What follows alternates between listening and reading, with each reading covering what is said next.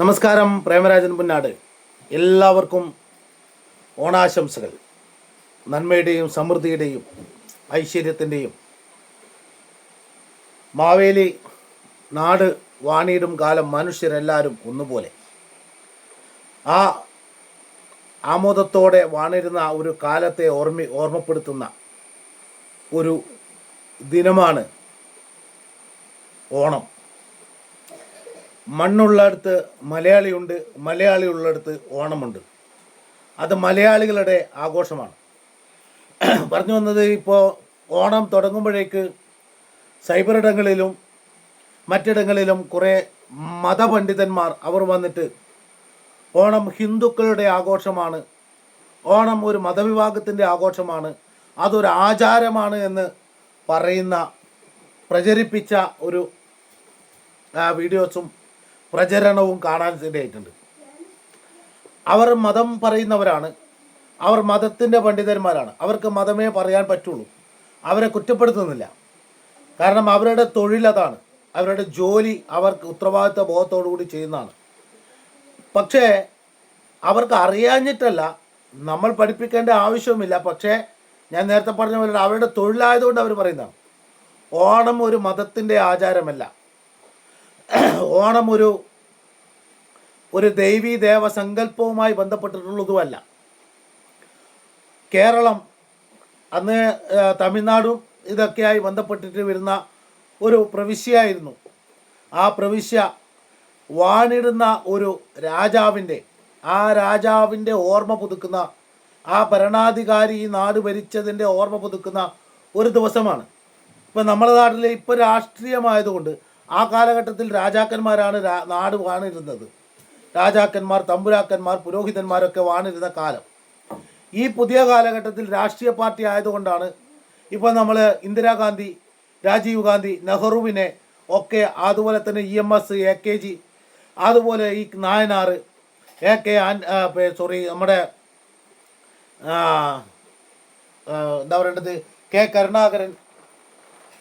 കരുണാകരനെ പോലെ, അതുപോലുള്ള ഉമ്മൻചാണ്ടിയെ പോലെ, ഇങ്ങനെ നിരവധിയായ രാഷ്ട്രീയ നേതാക്കന്മാർ ഈ നാട് ഭരിച്ച മുഖ്യമന്ത്രിയെ നമ്മൾ ഓർമ്മ ദിനം കൊണ്ടാടുന്നത് പോലെ ഈ കേരളം ആകെ ഭരിച്ച ഒരു രാജാവിനെ ഓർമ്മിക്കുന്ന ഒരു ദിവസമായിട്ടാണ് ഞാൻ എൻ്റെ സ്കൂളിൽ പഠിച്ചത്.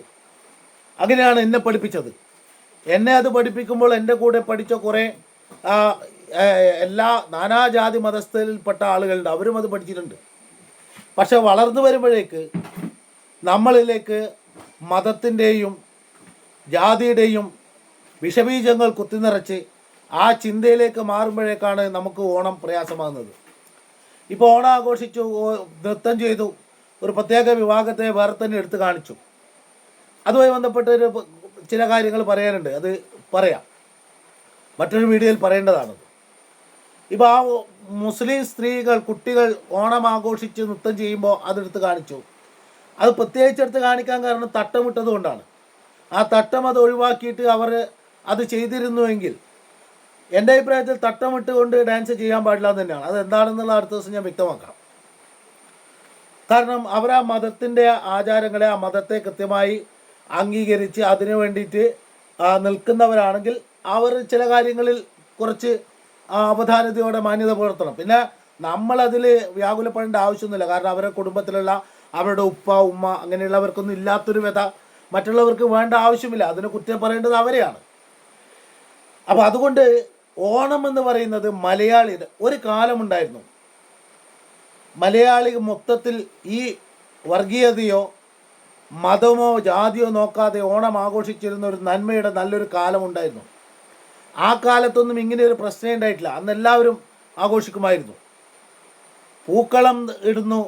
പിന്നെ ഓണത്തിൻ്റെ ദിവസം അവധി ആയതുകൊണ്ട് അത് നല്ലൊരു ദിവസം, ഒരു നല്ല നാൾ എന്നുള്ള നിലയിൽ ഹൈന്ദവരായ ആളുകൾ അമ്പലത്തിൽ പോകുന്നു എന്നുള്ളത് യാഥാർത്ഥ്യമാണ്. അതുകൊണ്ട് അതൊരു മതത്തിൻ്റെ ആചാരമല്ല. അല്ലാത്തവർക്ക് പള്ളിയിൽ പോകാം, അല്ലാത്തവർക്ക് ചർച്ചിൽ പോകാം. അന്നത്തെ ദിവസം ഒഴിവായതുകൊണ്ട് അന്ന് അമ്പലത്തിൽ പോകുന്നു. നമ്മൾ പഴയ കാലത്തുള്ള നാടിൻ്റെ അടുത്തുള്ള കാവുകളും അമ്പലങ്ങളെ ആശ്രയിക്കുന്നു. ഇന്ന് വാഹന സൗകര്യങ്ങളൊക്കെ ഉള്ളതുകൊണ്ട് മറ്റ് പല ഇടങ്ങളിലേക്ക് പോകുന്നു എന്ന് മാത്രമേ ഉള്ളൂ. അല്ലാതെ ഇതൊരു ഈ ഹിന്ദു എന്ന് പറയുന്നതിൽ തന്നെ പ്രശ്നമുണ്ട്. ഹിന്ദു എന്ന് പറയുന്നത് ഒരു സംസ്കാരമാണ്, അതൊരു മതമേ അല്ല. അങ്ങനെ ഒരു മതം ഈ രാജ്യത്തില്ല. ഹിന്ദു സംസ്കാരമാണ്. ഭാരതീയ സംസ്കാരവുമായി ബന്ധപ്പെട്ട് സിന്ധു നദീ തടാകത്തിൻ്റെ തീരത്തുണ്ടായി വന്ന ഒരു സംസ്കാരത്തെ സിന്ധു എന്ന് പറഞ്ഞ് അത് വിദേശികൾ ഹിന്ദുവാക്കി മാറ്റിയതാണ്. അങ്ങനെയാണ്. അതുകൊണ്ട് ഹിന്ദുക്കളുടെ ആചാരവുമല്ല ആ ഓണാഘോഷം എന്നാണ് പറയുന്നത്. ഹിന്ദു എന്ന് പറയുന്ന അല്ലെങ്കിൽ ആ മതവിഭാഗത്തിൻ്റെ ആചാരത്തെ നോക്കുകയാണെങ്കിൽ ഇപ്പോൾ ദസറ, അതുപോലെ തന്നെ ആയുധപൂജ, നവമി, അങ്ങനെ മണ്ഡലപൂജ, ഇങ്ങനെയുള്ള പല കാര്യങ്ങൾ, അതാണ് ക്ഷേത്രവുമായി ബന്ധപ്പെട്ട് വരുന്നത്. പിന്നെ ഓണം, ദീപാവലി, ഇത്തരം ആഘോഷങ്ങൾ ഒരിക്കലും ഒരു മതവിഭാഗത്തിൻ്റേതുമല്ല. അപ്പോൾ ഓണത്തിൽ ജാതി കലർത്താൻ, മതം കലർത്താൻ, അതിൽ ശശികല ടീച്ചറാണ് കൃത്യമായിട്ട് പറഞ്ഞത്. ശശികല ടീച്ചർ കൃത്യമായിട്ട് പറഞ്ഞിട്ടുണ്ട്. ഓണം എന്ന് പറഞ്ഞു കഴിഞ്ഞാൽ മാവേലി, ആ കാര്യത്തിൽ ശശികല ടീച്ചർ പറഞ്ഞത് ശരിയാണ്. അങ്ങനെ ഒരാൾ ഉണ്ടായിട്ടില്ല എന്നൊക്കെ. പക്ഷെ അങ്ങനെ ഒരു ആൾ ഈ നാട് ഭരിച്ചിരുന്നു. ആ നാട് ഭരിച്ച സമയത്ത് മറ്റൊരാൾ അത് കയ്യേറി, ആ കയ്യേറിയതിൻ്റെ ഭാഗമായിട്ട് അദ്ദേഹത്തിന് കൊടുത്ത ഒരു വാക്കിൻ്റെ ഭാഗമായിട്ട് വർഷത്തിൽ അദ്ദേഹത്തെ സ്മരിക്കാൻ വേണ്ടിയിട്ടുള്ള ആ 10 ദിവസം, അതിനപ്പുറം എന്താ പറയുക, അറുതി വരുത്തി വറുതിയുടെ നാളുകളെ കഴിഞ്ഞ് കൊയ്ത്തിൻ്റെയും വിളവെടുപ്പിൻ്റെയും വലിയ കർക്കിടക മാസത്തിൻ്റെ പിന്നെ കറുത്ത നാളുകളെ മാറ്റി ഒരു വെളുത്ത നാളിലേക്ക് വന്ന് ഒരുപാട് എന്താ പറയേണ്ടത്, പഴയ കാലത്ത് നല്ല നിലയിലുള്ള ആഹാരം കഴിക്കാനോ വസ്ത്രം ധരിക്കാനോ ഇല്ലാത്തൊരു കാലത്ത് നല്ല ആഹാരം കഴിക്കുവാനും നല്ല വസ്ത്രം ധരിക്കുവാനുമുള്ള ഒരു സിസ്റ്റം ആ കാലത്ത് ഉണ്ടാക്കി വെച്ചു എന്നല്ലാതെ ഇതൊരു മതത്തിൻ്റെ ആഘോഷമേ അല്ല, ഒരു മതത്തിൻ്റെയുമല്ല. പിന്നെ താല്പര്യമുള്ളവർക്ക് ആഘോഷിക്കാം. ഇനി മതം പറയുന്നവരൊക്കെ ആണെങ്കിൽ അത് അവരുടെ തൊഴിലാണ്, അവർക്ക് മതം പറഞ്ഞ് മതത്തിൻ്റെ ഭാഗമായി മാറി നിൽക്കാം. മതേതരത്വമാണെങ്കിൽ എല്ലാം ആഘോഷിക്കാം. അത് നബിദിനമായാലും ഓണമായാലും ക്രിസ്മസ് ആയാലും അത് കുഴപ്പമില്ല. മതത്തിൻ്റെ കണ്ണിൽ മാത്രം കാണുന്നവർക്ക്, അതുകൊണ്ടാണ് ഈ മതപുരോഹിതന്മാർ അത് പറയേണ്ടി വരുന്നത്. അവരെ നമുക്ക് കുറ്റപ്പെടുത്താൻ കഴിയില്ല. അവരുടെ ജോലി അവർ ഉത്തരവാദിത്തത്തോടെ ചെയ്യുന്നതെന്ന് മാത്രമേ ഉള്ളൂ. അപ്പോൾ അതുകൊണ്ട് ഓണം ഒരു മതത്തിൻ്റെ ആഘോഷമല്ല. ഓണം ഒരു നാട് ഭരിച്ച രാജാവിൻ്റെ ഓർമ്മ പുതുക്കലാണ്. പഴയ കാലത്ത് നല്ല ഭക്ഷണം ലഭിക്കാതെ, നല്ല വസ്ത്രം ലഭിക്കാത്ത ഒരു കാലത്ത് അതിനെ ഇപ്പോഴും നമ്മൾ അനുസ്മരിച്ചുകൊണ്ടിരിക്കുന്നു. പക്ഷേ ഇപ്പം ഓണത്തിൻ്റെ എല്ലാ ദിവസവും അത്തം മുതൽ 10 ദിവസവും ഓണവും സദ്യയും ആഘോഷവും തന്നെയാണ്. കുറേ കൂടി നല്ല നിലയിൽ ഓണം പൊതു മധ്യത്തിലേക്ക് എത്തി വരുന്നു. പക്ഷേ അതിൻ്റെ ഇടയിലും വർഗീയത കുത്തി വെക്കാൻ വേണ്ടിയിട്ട് ശ്രമിക്കുന്ന ചില ആളുകളോട് അഭ്യർത്ഥിക്കാനുള്ളത്, നിങ്ങളത് പറഞ്ഞോ, പക്ഷേ അത് പരസ്യമായി പറഞ്ഞ് നാടിലൊരു പ്രശ്നം അല്ലെങ്കിൽ ഒരു ചർച്ച വിഷയമാക്കാതെ മദ്രസയിൽ പഠിപ്പിക്കുമ്പോൾ ആ കുട്ടികളോട് മദ്രസയിൽ പറയും. ഇന്നിപ്പോൾ എല്ലാം ക്യാമറയുടെ കാലമാണ്. ഇന്നിപ്പോൾ ഞാനും ചാനൽ മുതലാളിയാണ്, നിങ്ങളും ചാനൽ മുതലാളിയാണ്.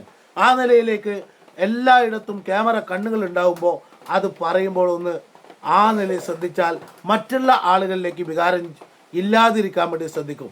നിങ്ങളുടെ തൊഴിലാണ് കൃത്യമായി ചെയ്യുന്നത്, അതിന് നിങ്ങളെ അഭിനന്ദിക്കുന്നു, അത് തെറ്റൊന്നും പറയുകയില്ല. പക്ഷേ അതിനകത്തുള്ളൊരു പോരായ്മ എന്താണെന്നുള്ളത് ഞാൻ അടുത്ത വീഡിയോയിൽ നിങ്ങൾക്ക് പറഞ്ഞു തരാം.